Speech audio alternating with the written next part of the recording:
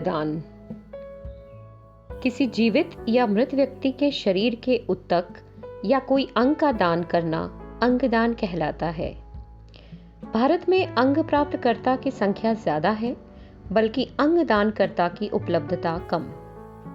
आज 2 लाख से ज्यादा लोग किडनी प्रत्यारोपण के इंतजार में हैं, क्योंकि 10,000 लोगों में से किसी एक को ही किडनी मिल पाती है।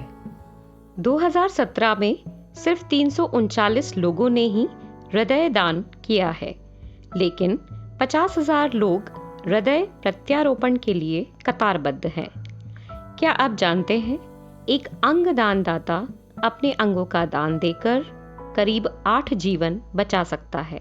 सन 2017 में करीब 905 मृत व्यक्तियों ने कुल 2,870 अंगों का दान किया, किंतु भारत की जनसंख्या के हिसाब से अंगदान की उपलब्धता कम होने के कारण हमारा देश दूसरे देशों की अपेक्षा अंगदान के क्षेत्र में बहुत पिछड़ा है। आपको यह सुनकर अचरज होगा कि हर साल 20,000 बीएसएफ के जवान अंगदान करने की प्रतिज्ञा लेते हैं, यानी एक दिन में लगभग 500 बीएसएफ जवान।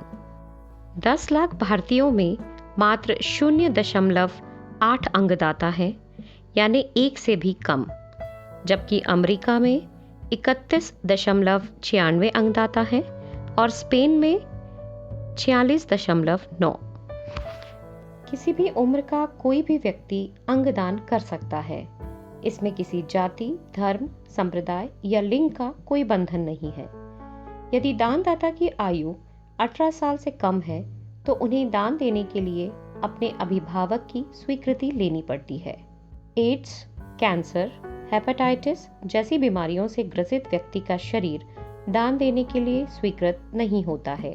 हृदय गति रुकने पर मृत्यु होती है, जैसा हम सब जानते हैं, परंतु मृत्यु का एक और कारण होता है दिमाग या ब्रेन का स्थायी तौर पर रुकना। ज्यादातर सड़क दुर्घटनाओं या सर पर गहरी चोट आने पर या ब्रेन स्ट्रोक से दिमागी मृत्यु होती है। अंगदान इस तरह की दिमागी मृत्यु होने पर ही संभव है। किसी भी व्यक्ति को ब्रेन डेड करार करने से पहले 6 विशेषज्ञ डॉक्टर की टीम 2 बार क्रमबद्ध टेस्ट करने पर ही इसका मृत्यु प्रमाण पत्र जारी करती है। दानदाता को जीवन समर्थन प्रणाली संयंत्र पर रखा जाता है, जिससे शरीर को ऑक्सीजन मिलती रहती है। लीवर, गुर्दा व अग्न्याशय को रक्त की आपूर्ति होती रहती है। इस तरह के यंत्रों पर हृदय के चलते रहने का आभास होता है, जिससे परिवार वाले मृत्यु को लेकर भ्रमित हो जाते हैं, यह सत्य जानते हुए भी कि यदि मशीन बंद कर दी जाए तो मृत्यु निश्चित है, क्योंकि रक्त प्रवाह रुक जाता है, अंगों में रक्त जमा होकर उन्हें खत्म कर देता है। राजकीय मान्यता प्राप्त चिकित्सकों व विशेषज्ञों द्वारा दिमागी रूप से मृत लोगों का प्रमाण पत्र जारी किया जाता है। यह प्रमाण पत्र हर 6 घंटों के अंतर में 2 बार सभी प्रकार की जांच करने के बाद दिमागी मृत्यु की पुष्टि होने के बाद ही दिया जाता है। जांच करने के बाद ही दान देने योग्य अंगों के बारे में जानकारी मिलते ही परिवार वालों को सूचित किया जाता है। अंगदान करने में किसी तरह की देरी या लापरवाही नहीं बरतनी चाहिए, क्योंकि दिमाग के मृत होते ही शरीर के कई अंगों के नष्ट होने की संभावना रहती है। कैंसर, हेपेटाइटिस, एड्स, डायबिटीज के मरीजों के अंग दान के लिए नहीं लिए जाते हैं। अंगदान के लिए अन्य बीमारियों में कुछ और टेस्ट करना जरूरी होता है। टिश्यू, ऊतक जिनमें रक्त धमनियां नहीं होती, जैसे कॉर्निया, त्वचा, हड्डी, स्नायु का दान किया जा सकता है। अंगदान के पश्चात शरीर में टाके लगाकर, कपड़े से ढककर सम्मानपूर्वक अंतिम संस्कार के लिए परिवार को सौंप दिया जाता है। दानदाता व उनके परिवार को किसी प्रकार का शुल्क नहीं लगता, परंतु सभी प्रकार के खर्च दान प्राप्त करने वाला वहन करता है। जलाने या गाड़ने की अपेक्षा आपका मृत्यु उपरांत किया गया अंगदान दूसरों के लिए जीवन दान बन सकता है।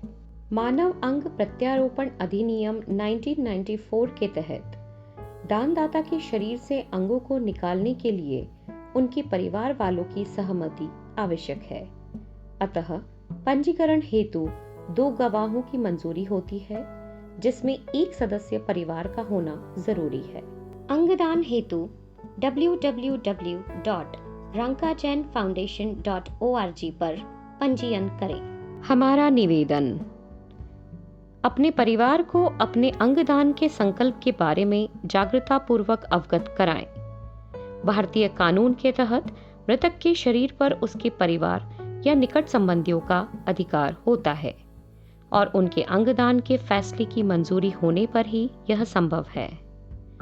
मृतक ने जीवित रहते समय अंगदान की हामी भरी हो, परंतु मृत्यु उपरांत परिवार के स्वीकार किए जाने पर ही यह मान्य है, अन्यथा नहीं। इसलिए अपने अंगदान के संकल्प के बारे में परिवार द्वारा पूर्ण करने के लिए उन्हें अवगत अवश्य कराएं।